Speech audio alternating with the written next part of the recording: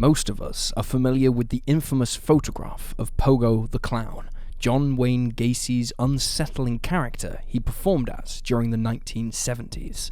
With a painted face and a cluster of cheerful balloons, it is a stark contrast to the disturbed and twisted individual Gacy truly was. But not all photos are eerie from the get-go. Often it's the most normal-looking snapshots of a person or a scene that have some of the darkest backstories behind them. Join us for today's episode as we examine 3 seemingly innocent photos with dark, true crime backstories.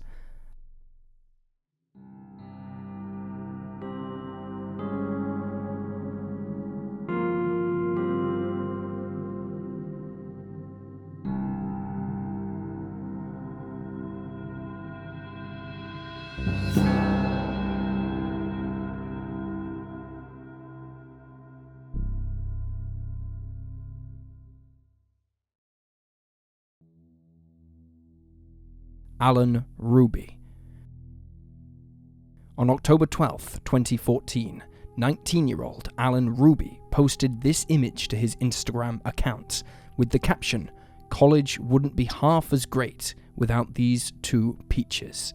This seemingly ordinary photo, though, becomes much more sinister when you discover that just 3 days earlier, Hruby had taken the lives of his entire family and was pretending not to know of the violence that had unfolded in his parents' home. Hruby's father, John, and mother, Joy, residents of Duncan, Oklahoma, were both employees at the local newspaper named the Marlow Review. Before this, John had been the former publisher for the Duncan Banner, with the family selling the business in 1997. Together they had 2 children, 17-year-old Catherine, a junior at Duncan High School, and 19-year-old Alan, a student at the University of Oklahoma. The family were, by all accounts, wealthy. Hruby was used to spending lavishly, treating his friends to hotel stays, flying off on jaunts around Europe, and gifting himself designer shoes. A shiny Rolex sat on his wrist at all times, and he would always travel first class, looking down on his fellow students who could barely afford anything more than a pack of instant noodles for dinner. In a blog post from March 2014, he wrote, "There is no bigger rush than getting to the register at a store and swiping your credit card. And in that moment, you are waiting for the screen to say approved, you start to get heart palpitations and you get a rush of adrenaline. By the time she's handing your stuff to you, you are so high on adrenaline, the $15,000 total does not even faze you until you've gotten home and seen the receipts." But Hruby's taste for the good life had gotten wildly out of hand in the months leading up to the murders. In January 2014, he pled guilty to a charge of credit card theft after stealing his grandmother's card. He owed $491 in fines and court costs and was scheduled to appear again in court on November 12th for his final sentencing. His parents had paid for him to go on a trip to Europe, but he had used his grandmother's credit card to pay for the experiences he had while there, racking up $5,000 in charges. 2 years before that, he had reportedly assaulted his own mother after they fought about his spending habits. She opted not to press charges. By the time of the murders, he owed $3,000 to a loan company and was being investigated for having stolen and forged $17,500 worth of checks. The theft of his grandmother's credit card, though, was the final straw for Joy and John, who cut Hruby off financially. The family's housekeeper, Rosie, later testified that Joy had tearfully told her about the things she'd heard from a friend. Reportedly, Hruby was going around telling his friends he was going to kill us. On the morning of October 13th, 2014, Rosie called the police. She was distressed and shocked and explained that she had turned up to work to find 3 Hruby family members dead. One neighbor recalled being baffled by the triple murder, stating, "They were a good family. They would always help you out. If your car wouldn't start, they'd come over and jump it, or if your dog ran off, they'd try to help you catch it. Just neighborly things." Rosie told investigators that she was not sure whether or not to report to work on the morning of the 13th, as she hadn't heard from Joy. she decided to err on the side of caution and showed up at the family home anyway, where, before long, she discovered the bodies. Joy was on the kitchen floor, John face down in the doorway between the kitchen and dining room. The family had been dead for 4 days. Hours after the bodies of his family were discovered, Hruby was arrested in connection with the credit card theft case.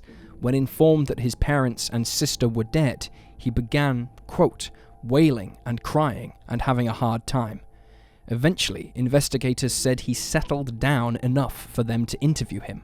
They noted that at this point, Hruby had become their #1 suspect in the murders, and it wasn't long before he confessed.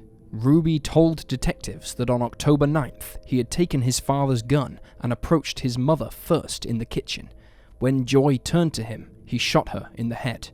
However, after collapsing on the floor, she still showed signs of life, so Hruby shot his mother once again. His 17-year-old sister, Catherine, was outside, but came in, possibly after hearing the commotion. As she stepped into the kitchen, he shot her once. Hruby believed she died instantly. His father, John, was the last one to die because he had been at work all day.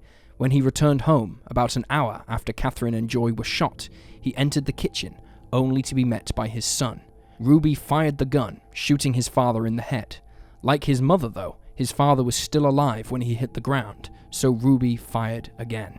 Following the murders, Hruby ransacked the house to make it look like a robbery gone wrong. He took the footage from his family's at-home surveillance system and fled to his university campus. He disposed of the gun and surveillance footage in a lake en route. He later traveled to Dallas, where his university was playing a sports match against the University of Texas, though he didn't attend the game. He then stayed with friends at the Ritz-Carlton in Dallas. Hruby also admitted to police that he left his phone behind when he traveled to Duncan, so that his real location wouldn't be given away if investigators looked into it. He reportedly posted photos of the view from his dorm room on the night of the murders. He believed that if his family were dead, he could access his inheritance, pay off his debts, and continue spending lavishly. In 2016, Hruby pled guilty to 3 counts of first-degree murder as part of a plea bargain where he would avoid the death penalty, which the prosecution had originally been seeking. He was given 3 consecutive life terms without the possibility of parole, and agreed, as part of the deal, not to contact his relatives, not to profit from his crimes through book or movie deals, and not to communicate with the media.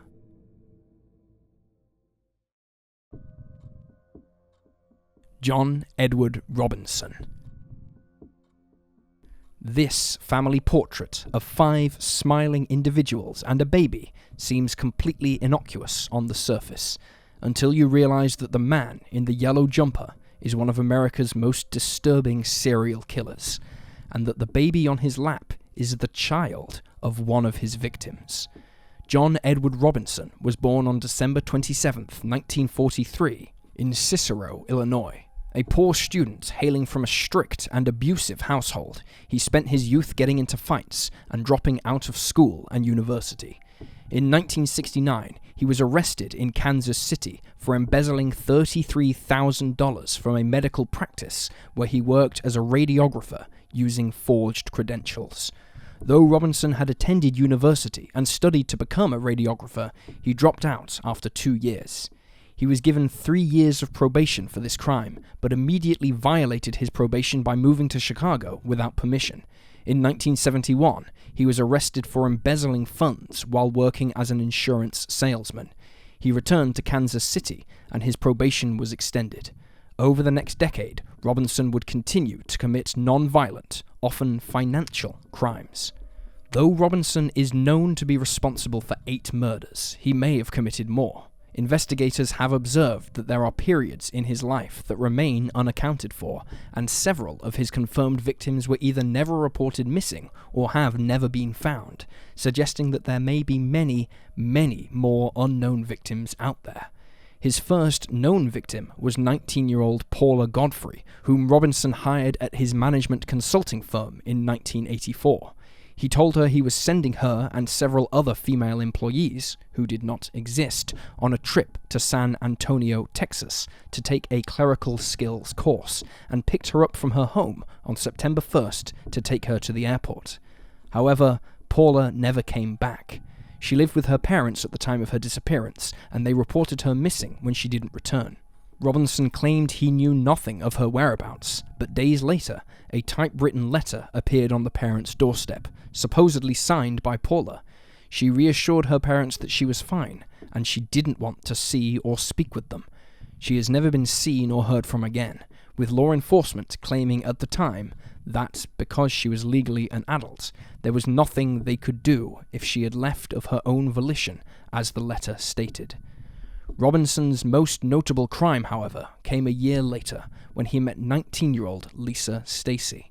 Lisa was the mother of a 4-month-old baby, Tiffany, and was living at a women's shelter in Kansas City. Robinson, using the alias John Osborne, invited Lisa to join the Kansas City Outreach Program, a program he'd supposedly started to help downtrodden women. He visited shelters and hospitals to try and entice women to join, and claimed that they would be given free room and board while studying, and that he would be able to help them get jobs after they received their qualifications. Lisa was taken with the idea, hoping to give her baby a better life, and Robinson subsequently put her and Tiffany up in a hotel. In exchange for his hospitality, however, Robinson asked her to sign 4 sheets of paper. Soon, Lisa called her family, crying hysterically and explaining that she'd signed paperwork. Her mother-in-law, Betty, told her not to sign anything, quote, and she was just crying, and then she finally settled down and she says, "Here they come now." And she hung up, and that was the last time I heard from her. Nobody saw or heard from Lisa again. Her family received a typewritten letter days later, similar to the one Paula Godfrey's family received. It was supposedly signed by Lisa. The director of the women's shelter where Lisa stayed also got a letter, which read in part, "I want to thank you for all your help. I've decided to get away from this area and try to make a good life for me and Tiffany." Lisa's mother noted that her daughter was not skilled enough at typewriting to have written such lengthy letters. Between 1987 and 1993, Robinson was in prison for multiple fraud convictions and parole violations, and between 1994 and 2000, 6 more women disappeared. However, he became increasingly careless, and by 1999, he had attracted the attention of investigators, given how often he was linked to missing persons cases. He was arrested in June 2000 after a sexual battery complaint was filed against him, while another woman accused him of theft.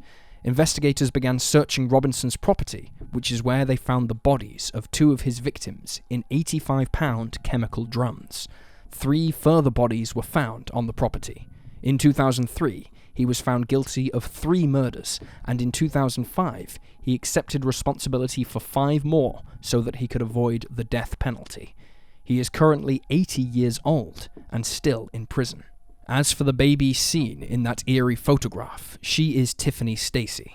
Days after Lisa's disappearance, Robinson approached his brother, Donald, and sister-in-law, who were looking to adopt a baby but had so far been unsuccessful while using traditional channels. He claimed that he knew of a baby whose mother had recently taken her own life and asked for $5,000 in legal fees. Donald and his wife happily agreed to pay, and baby Tiffany was handed over and given the name Heather. It wasn't until 2000, following Robinson's arrest, that she discovered her true identity after DNA testing proved she was Tiffany Stacy. She was 15 at the time. Heather ultimately chose to keep the name Donald and his wife gave her, and was officially adopted by the couple when she was 18. Though Robinson was charged with Lisa's murder, her body has never been found, and the exact events that occurred on the day of her disappearance are still unknown.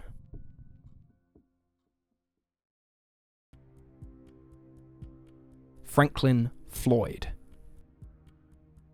Much like the previous image, this photograph looks harmless enough at first glance. Surely, this is a simple photograph of a father and daughter. Unfortunately, this photo is of convicted murderer and rapist Franklin Floyd and one of his victims, Suzanne Savakis, the daughter of his first wife, whom he abducted as a child and eventually married. Floyd was born in Barnesville, Georgia, on July 17, 1943. His father died just 1 year later, leaving his mother to try and raise 5 children alone. She struggled to make ends meet, and eventually the children were put into care. Floyd claimed to have been physically and sexually abused by other children and staff at the children's home where he lived, and as a teenager, he turned to a life of crime. His first documented violent crime occurred in 1962 when he was 18. He abducted a 4-year-old child from a bowling alley and sexually assaulted her in the nearby woods. He was given 10 to 20 years for kidnapping and child molestation before being released and sent to a halfway house in 1972. 3 months later, he attempted to sexually assault a woman at a petrol station, but she managed to escape. He was arrested but made bail and subsequently fled the area, making him a fugitive.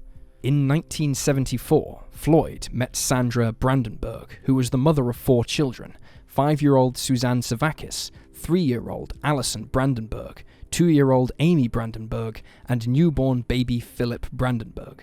Floyd and Sandra dated for a month before tying the knot, and she moved into his home with her children in Dallas, Texas. She later told the makers of the Netflix documentary Girl in the Picture that she had been at risk of losing her children when Floyd approached her in church and offered to marry her and adopt the children, hence the whirlwind union.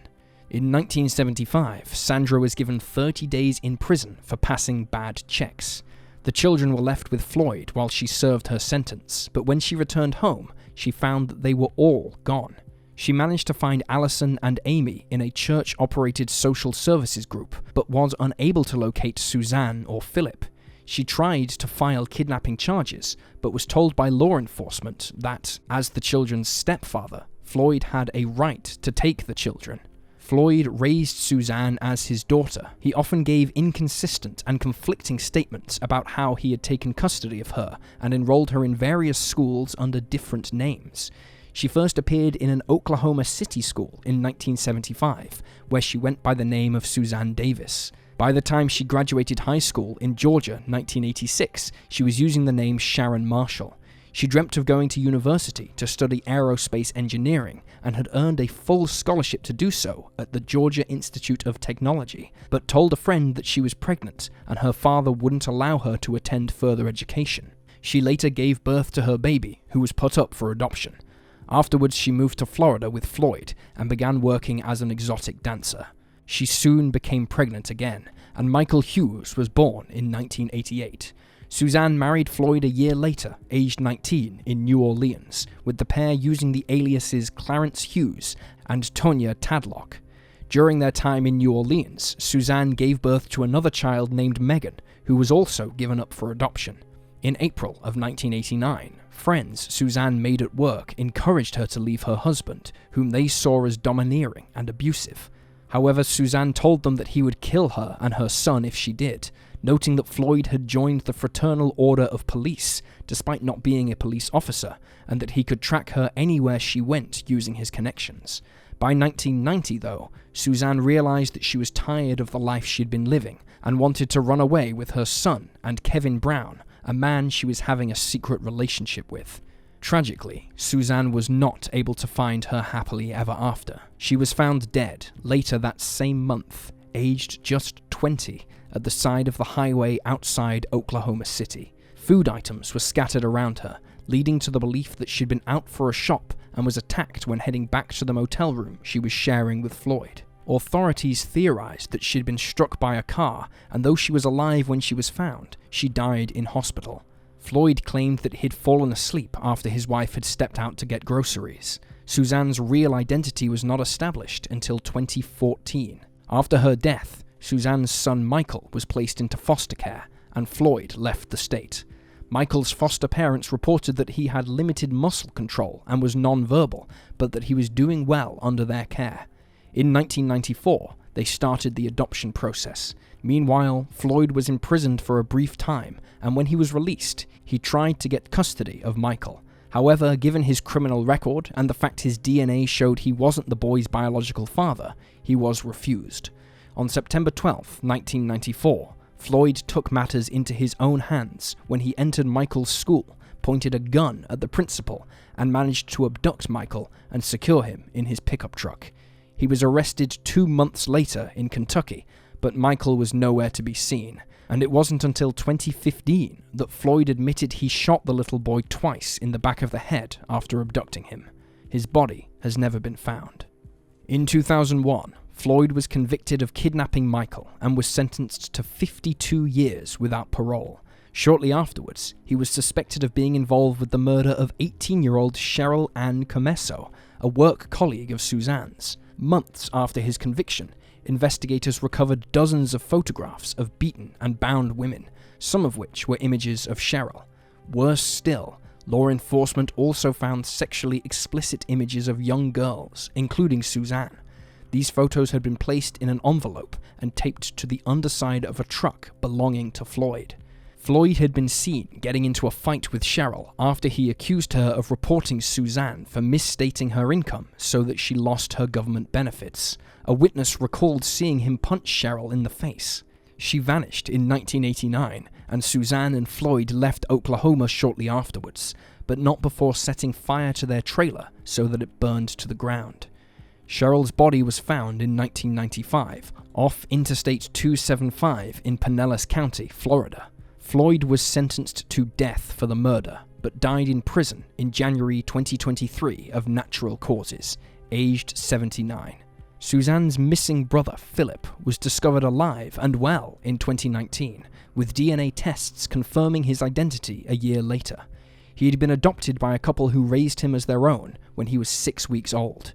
Notably, Suzanne's third child, who she gave up for adoption in 1989 in New Orleans, has also been tracked down.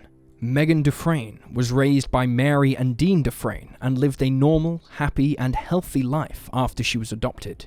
She now has 2 children of her own. One of them is named Michael, after her brother. And there you have the facts. Please leave a comment down below with your own thoughts and reactions, and remember to like this video and subscribe to support the channel. Thank you for watching. Stay alert, stay safe, and I'll see you next time.